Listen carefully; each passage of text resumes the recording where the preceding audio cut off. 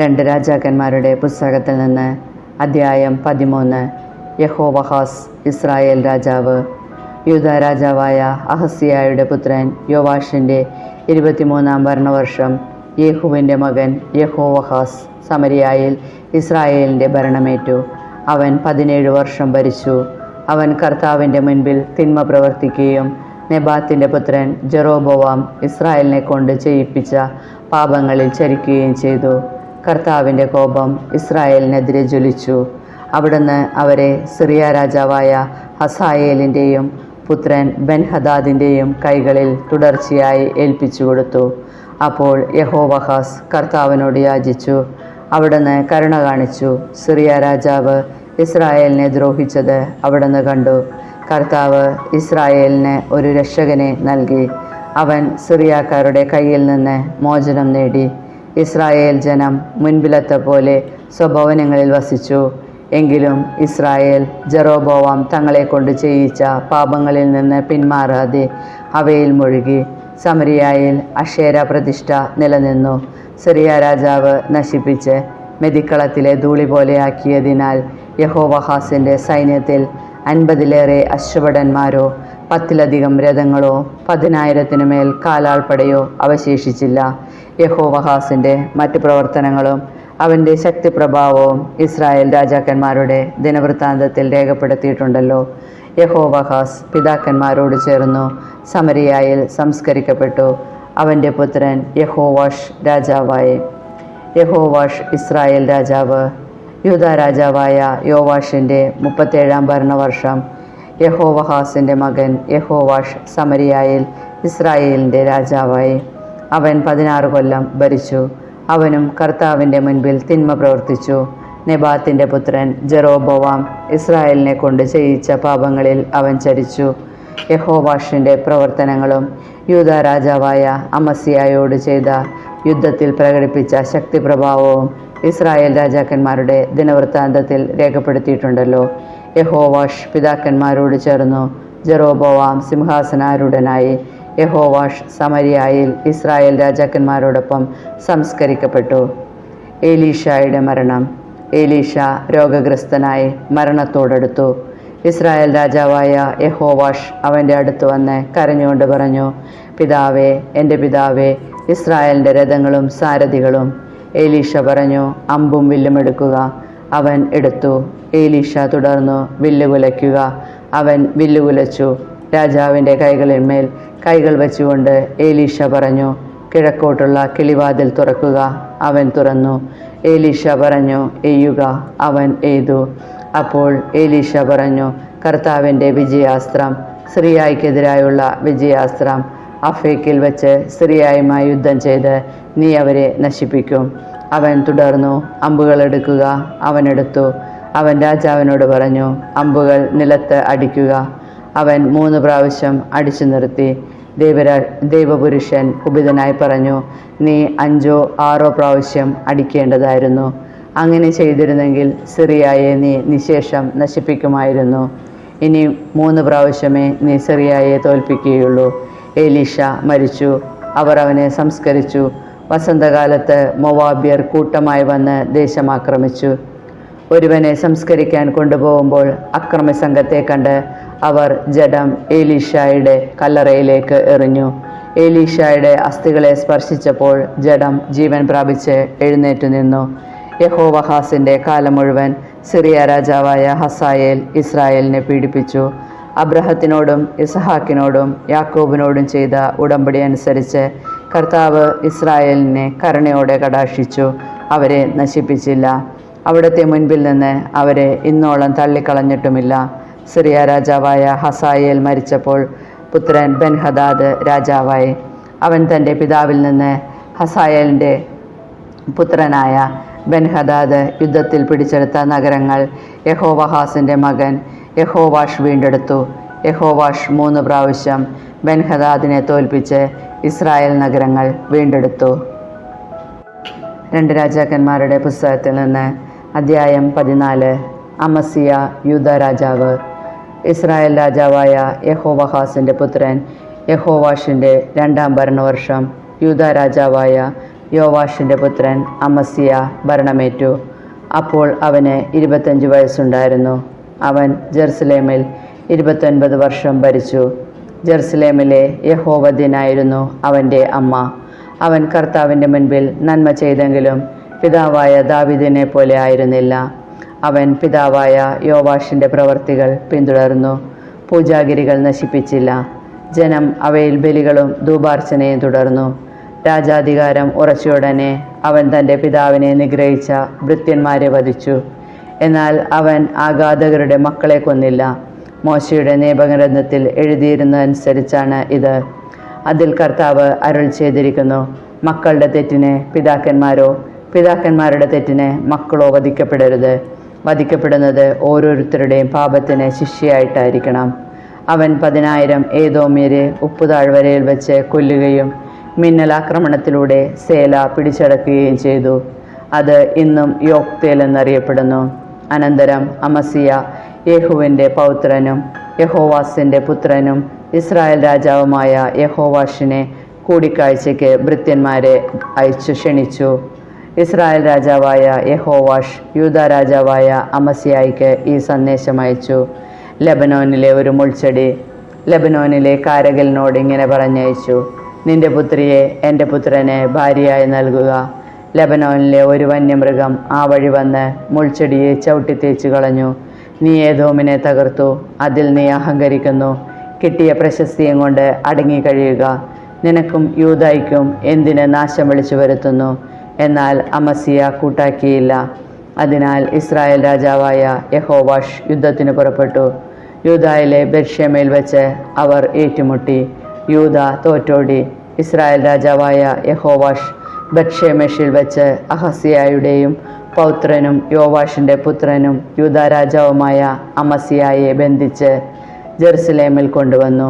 Jerusalem മതിൽ എഫ്രായിം കവാടം മുതൽ കോൺ കവാടം വരെ 400 മുഴം ഇടിച്ചു തകർത്തു.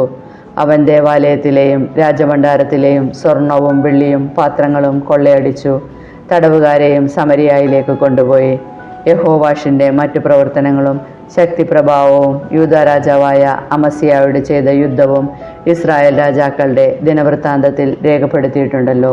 യഹോവാഷ് പിതാക്കന്മാരോട് ചേർന്നു ഇസ്രായേൽ രാജാക്കന്മാരോടൊപ്പം സമരിയായിൽ സംസ്കരിക്കപ്പെട്ടു. പുത്രൻ ജെറോബോവാം ഭരണമേറ്റു. യൂദാ രാജാവായ യോവാഷിൻ്റെ പുത്രൻ അമസ്യ ഇസ്രായേൽ രാജാവായ യഹോവാസിൻ്റെ പുത്രൻ യഹോവാഷിൻ്റെ മരണത്തിന് ശേഷം 15 കൊല്ലം ജീവിച്ചു. അമസ്യയുടെ മറ്റു പ്രവർത്തനങ്ങൾ യൂദാ രാജാക്കന്മാരുടെ ദിനവൃത്താന്തത്തിൽ രേഖപ്പെടുത്തിയിട്ടുണ്ടല്ലോ. ജെറുസലേമിൽ തനിക്കെതിരെ ഗൂഢാലോചന നടക്കുന്നതറിഞ്ഞ് അവൻ ലാക്കീഷിലേക്ക് പലായനം ചെയ്തു. അവർ അവനെ അനുധാവനം ചെയ്ത് ലാക്കീഷിൽ വെച്ച് വധിച്ചു. അവർ അവനെ കുതിരപ്പുറത്ത് കൊണ്ടുവന്ന് ദാവീദിൻ്റെ നഗരമായ ജെറുസലേമിൽ പിതാക്കന്മാരോടൊപ്പം സംസ്കരിച്ചു. അനന്തരം യൂദാ നിവാസികൾ 16 വയസ്സുള്ള അസറിയ രാജകുമാരനെ പിതാവായ അമസ്യായുടെ സ്ഥാനത്ത് അവരോധിച്ചു. പിതാവിൻ്റെ മരണത്തിന് ശേഷം അസറിയ ഏലാത്ത് വീണ്ടെടുത്ത് പുതുക്കി പണിതു. ജെറോബോവാം രണ്ടാമൻ ഇസ്രായേൽ രാജാവ്. യൂദാ രാജാവായ യോവാഷിൻ്റെ പുത്രൻ അമസ്യായുടെ 15-ാം ഭരണവർഷം ഇസ്രായേൽ രാജാവായ യഹോവാഷിൻ്റെ പുത്രൻ ജെറോബോവാം സമരിയായിൽ ഭരണം തുടങ്ങി. അവൻ 41 വർഷം ഭരിച്ചു. അവൻ കർത്താവിൻ്റെ ദൃഷ്ടിയിൽ തിന്മ പ്രവർത്തിച്ചു. നെബാത്തിൻ്റെ പുത്രനായ ജെറോബോവാം ഇസ്രായേലിനെ കൊണ്ട് ചെയ്യിച്ച പാപങ്ങളിൽ നിന്ന് അവൻ പിന്തിരിഞ്ഞില്ല. അവൻ ഇസ്രായേലിൻ്റെ അതിർത്തി ഹമാത്ത് കവാടം മുതൽ അരാബ കടൽ വരെ പുനഃസ്ഥാപിച്ചു. അത് അമിത്തായുടെ പുത്രനും ഗത്ത് ഹേഫറിൽ നിന്നുള്ള പ്രവാചകനും കർത്താവിൻ്റെ ദാസനുമായ യോന വഴി ഇസ്രായേലിൻ്റെ ദൈവമായ കർത്താവ് അരുളി ചെയ്തതനുസരിച്ചായിരുന്നു. ഇസ്രായേലിൻ്റെ ദുരിതം കഠിനമാണെന്ന് കർത്താവ് കണ്ടു. സ്വതന്ത്രനോ അടിമയോ ആയി ആരും അവശേഷിച്ചില്ല. ഇസ്രായേലിനെ സഹായിക്കാൻ ആരുമില്ലായിരുന്നു. ഇസ്രായേലിൻ്റെ നാമം ഭൂമിയിൽ നിന്ന് തുടച്ചു മാറ്റുമെന്ന് കർത്താവ് പറഞ്ഞിരുന്നില്ല. അതിനാൽ അവിടുന്ന് യഹോവാഷിൻ്റെ പുത്രനായ ജെറോബോവാമിൻ്റെ കരങ്ങളാൽ ഇസ്രായേലിനെ രക്ഷിച്ചു. ജെറോബോവാമിൻ്റെ മറ്റ് പ്രവർത്തനങ്ങളും ശക്തിപ്രഭാവവും യുദ്ധങ്ങളും ദമാസ്കസിനെയും ഹമാത്തിനെയും യൂദായുടെ അധീനതയിൽ നിന്ന് വീണ്ടെടുത്ത് ഇസ്രായേലിനോട് ചേർത്തതും ഇസ്രായേൽ രാജാക്കന്മാരുടെ ദിനവൃത്താന്തത്തിൽ രേഖപ്പെടുത്തിയിട്ടുണ്ടല്ലോ. ജെറോബോവാം ഇസ്രായേൽ രാജാക്കന്മാരായ തൻ്റെ പിതാക്കന്മാരോട് ചേർന്നു. പുത്രൻ സക്രിയ ഭരണമേറ്റു. രണ്ട് രാജാക്കന്മാരുടെ പുസ്തകത്തിൽ നിന്ന് അദ്ധ്യായം 15. അസീറിയ യൂദ രാജാവ്. ഇസ്രായേൽ രാജാവായ ജെറോബോവാമിൻ്റെ 27-ാം ഭരണവർഷം യൂദ രാജാവായ അമസ്യായുടെ പുത്രൻ അസറിയ ഭരണമേറ്റു. അപ്പോൾ അവന് 16 വയസ്സായിരുന്നു. അവൻ ജെറുസലേമിൽ 52 വർഷം ഭരിച്ചു. ജെറുസലേമിലെ യക്കൂലിയ ആയിരുന്നു അവൻ്റെ അമ്മ. അവൻ പിതാവായ അമസ്യായെപ്പോലെ കർത്താവിൻ്റെ മുൻപിൽ നീതിപൂർവം വർത്തിച്ചു. എങ്കിലും പൂജാഗിരികൾ നശിപ്പിച്ചില്ല. ജനം അവയിൽ ബലികളും ധൂപവും അർപ്പിച്ചു പോന്നു. കർത്താവ് രാജാവിനെ ശിക്ഷിച്ചു. അവൻ കുഷ്ഠരോഗിയായി. മരണം വരെ അവൻ മറ്റുള്ളവരിൽ നിന്ന് അകന്ന് താമസിക്കേണ്ടി വന്നു. പുത്രൻ യോഥാം കൊട്ടാരത്തിൻ്റെ അധിപനായി രാജ്യഭരണം നടത്തി. അസറിയായുടെ മറ്റു പ്രവർത്തനങ്ങൾ യൂദാ രാജാക്കന്മാരുടെ ദിനവൃത്താന്തത്തിൽ രേഖപ്പെടുത്തിയിട്ടുണ്ടല്ലോ. അസറിയ പിതാക്കന്മാരോട് ചേർന്ന് ദാവീദിൻ്റെ നഗരത്തിൽ സംസ്കരിക്കപ്പെട്ടു. പുത്രൻ യോഥാം രാജാവായി. ഇസ്രായേൽ രാജാക്കന്മാർ. സക്രിയ. യൂദാ രാജാവായ അസറിയായുടെ 38-ാം ഭരണവർഷം ജെറോബോവാമിൻ്റെ പുത്രൻ സക്രിയ സമരിയായിൽ ഇസ്രായേലിനെ 6 മാസം ഭരിച്ചു. പിതാക്കന്മാരെ പോലെ അവനും കർത്താവിൻ്റെ മുൻപിൽ തിന്മ പ്രവർത്തിച്ചു.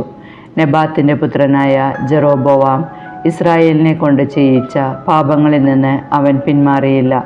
യാബേഷിൻ്റെ പുത്രൻ ശല്ലൂം അവനെതിരെ ഗൂഢാലോചന നടത്തി. ഇബ്ലായിമിൽ വച്ച് അവനെ വധിച്ച് രാജാവായി. സക്രിയയുടെ മറ്റു പ്രവർത്തനങ്ങൾ ഇസ്രായേൽ രാജാക്കന്മാരുടെ ദിനവൃത്താന്തത്തിൽ രേഖപ്പെടുത്തിയിട്ടുണ്ടല്ലോ. നിന്റെ പുത്രന്മാർ 4 തലമുറകൾ വരെ ഇസ്രായേലിൻ്റെ സിംഹാസനത്തിൽ വാഴും എന്ന് കർത്താവ് യേഹൂവിന് നൽകിയ വാഗ്ദാനം പൂർത്തിയായി. ശല്ലൂം യൂദാ രാജാവായ ഉസിയായുടെ 39-ാം ഭരണവർഷം യാബേഷിൻ്റെ പുത്രൻ ശല്ലൂം ഭരണമേറ്റു. സമരിയായിൽ 1 മാസം ഭരിച്ചു. ഗാദിയുടെ പുത്രൻ മെനാഹേം തിർസായിൽ നിന്ന് സമരിയായിൽ വന്ന് യാബേഷിൻ്റെ പുത്രനായ ഷെല്ലൂമിനെ വധിച്ചു രാജാവായി. ഷെല്ലൂമിൻ്റെ ഗൂഢാലോചനയും മറ്റ് പ്രവർത്തനങ്ങളും ഇസ്രായേൽ രാജാക്കന്മാരുടെ ദിനവൃത്താന്തത്തിൽ രേഖപ്പെടുത്തിയിട്ടുണ്ടല്ലോ.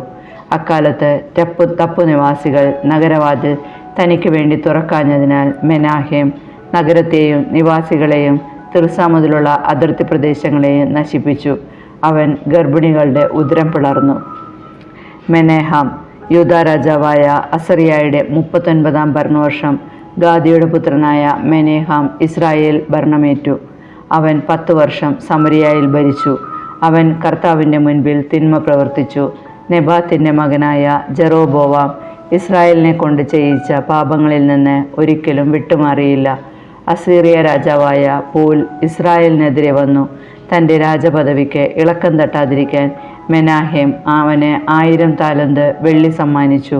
മെനാഹേം ഇസ്രായേലിലെ എല്ലാ ധനികരിലും നിന്ന് 50 ഷെക്കൽ വെള്ളി വീതം ശേഖരിച്ചതാണ് ഈ പണം.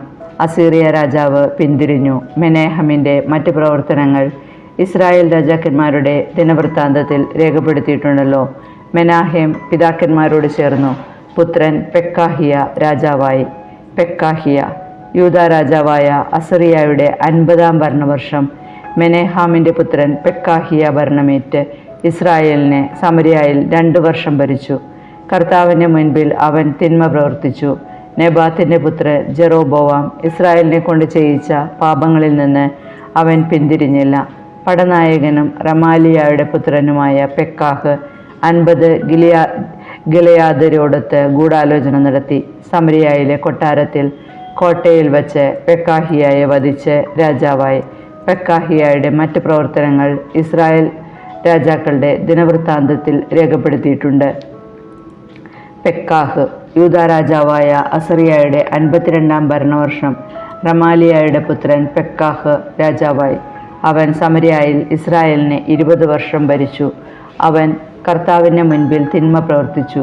നെബാത്തിൻ്റെ മകനായ ജെറോബോവാം ഇസ്രായേലിനെ കൊണ്ട് ചെയ്യിച്ച പാപങ്ങളിൽ നിന്ന് അവൻ പിന്തിരിഞ്ഞില്ല. ഇസ്രായേൽ രാജാവായ പെക്കാഹിൻ്റെ കാലത്ത് Ijon, Abel, Beth Maacah, Janoah, Kedesh, Hazor, Gilead, Galilee എന്നിങ്ങനെ നഫ്താലി ദേശം മുഴുവൻ അസീറിയ രാജാവായ തിഗ്ലാത്ത് പിലേസർ പിടിച്ചടക്കി. ജനത്തെ തടവുകാരാക്കി അസീറിയയിലേക്ക് കൊണ്ടുപോയി. ഉസിയായുടെ മകൻ യോഥാമിൻ്റെ 20-ാം ഭരണവർഷം ഏലായുടെ പുത്രനായ ഹോസിയ റമാലിയായുടെ പുത്രൻ പെക്കാഹിനെതിരെ ഗൂഢാലോചന നടത്തി. അവനെ വധിച്ചു രാജാവായി. പെക്കാഹിൻ്റെ മറ്റു പ്രവർത്തനങ്ങൾ ഇസ്രായേൽ രാജാക്കന്മാരുടെ ദിനവൃത്താന്തത്തിൽ രേഖപ്പെടുത്തിയിരിക്കുന്നു. യൂദാ രാജാവ് യോഥാം. റമാലിയുടെ പുത്രൻ പെക്കാഹിൻ്റെ 2-ാം ഭരണവർഷം യൂദാ രാജാവായ ഉസ്സിയായുടെ മകൻ യോഥാം ഭരണമേറ്റു. അപ്പോൾ അവന് 25 വയസ്സായിരുന്നു. അവൻ ജെറുസലേമിൽ 16 വർഷം ഭരിച്ചു. സാദോക്കിൻ്റെ മകളായ റൂഷയായിരുന്നു അവൻ്റെ മാതാവ്. പിതാവായ ഉസ്സിയായെപ്പോലെ അവൻ കർത്താവിൻ്റെ മുൻപിൽ നീതിപൂർവം വർത്തിച്ചു.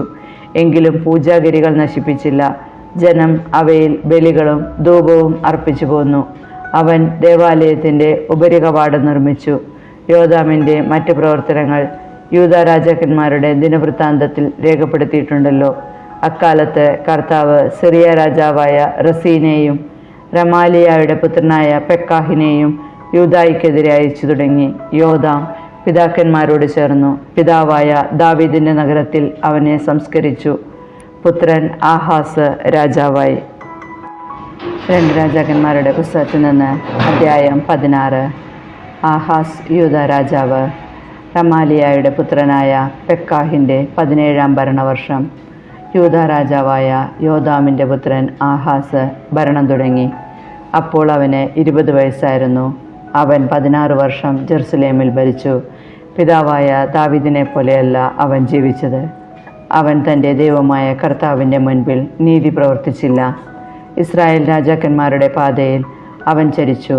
കർത്താവ് ഇസ്രായേൽ ജനത്തിൻ്റെ മുൻപിൽ നിന്ന് ഉച്ചാടനം ചെയ്ത ജനതകളുടെ മ്ലേച്ഛമായ ആചാരമനുസരിച്ച് അവൻ സ്വന്തം പുത്രനെ ബലിയർപ്പിക്കുക പോലും ചെയ്തു. അവൻ പൂജാഗിരികളിലും കുന്നുകളിലും മരച്ചുവട്ടിലും ബലികളും ധൂപവും അർപ്പിച്ചു.